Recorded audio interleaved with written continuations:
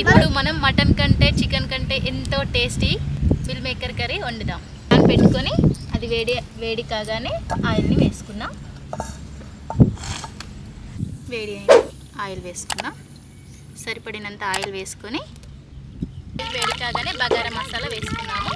బగారాకు దాల్చిన చెక్క, star flower, 2 ఇలాచి, 2 లవంగాలు, కొద్దిగా సాజీరా. తర్వాత ఒక ఆనియన్ని చిన్నగా కట్ చేసుకున్నాము. త్వరగా వేగడానికి కొద్దిగా సాల్ట్ని వేస్తున్నాను. 2 మిర్చిలను కూడా వేసుకోవాలి. కొద్దిగా కరివేపాకు. ఇవన్నీ కలుపుకున్న తర్వాత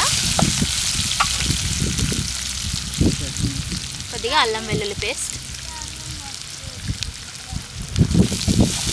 తర్వాత కొద్దిగా పసుపుని యాడ్ చేసుకున్నాం.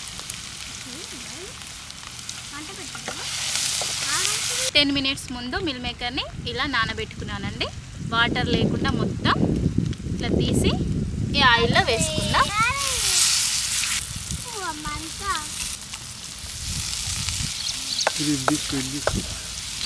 ఈ వేసిన మిల్ మేకర్ మొత్తం చక్కగా కలుపుకుందాం.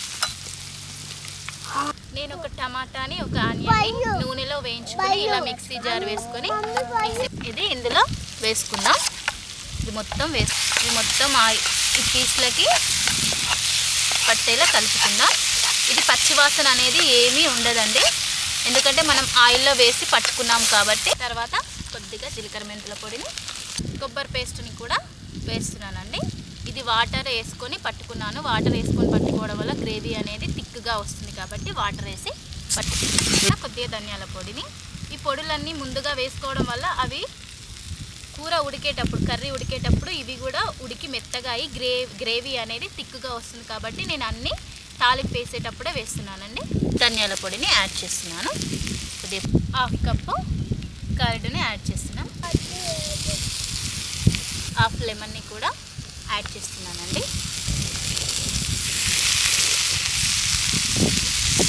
ఇవన్నీ ఆ పీస్లకి, మిల్ మేకర్ పీసెస్కి పట్టేలా చక్కగా కలుపుకుందాం.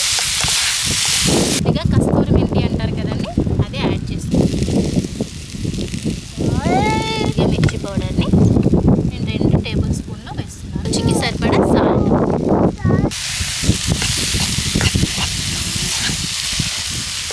తర్వాత మనం వాటర్ కొద్దిగా వేసుకుందాం.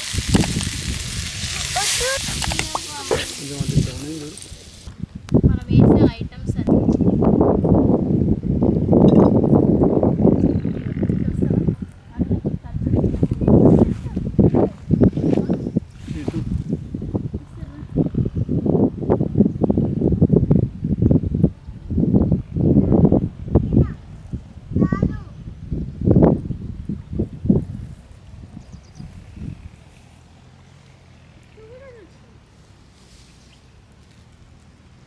తర్వాత చూస్తే కర్రీ మొత్తం ఉడికిపోయిందండి. చూడండి, గ్రేవీ కూడా చాలా చక్కగా ఉంది, చాలా బాగుంది కదా. చివరగా కొత్తిమీరను వేసుకుంటే అయిపోతుంది.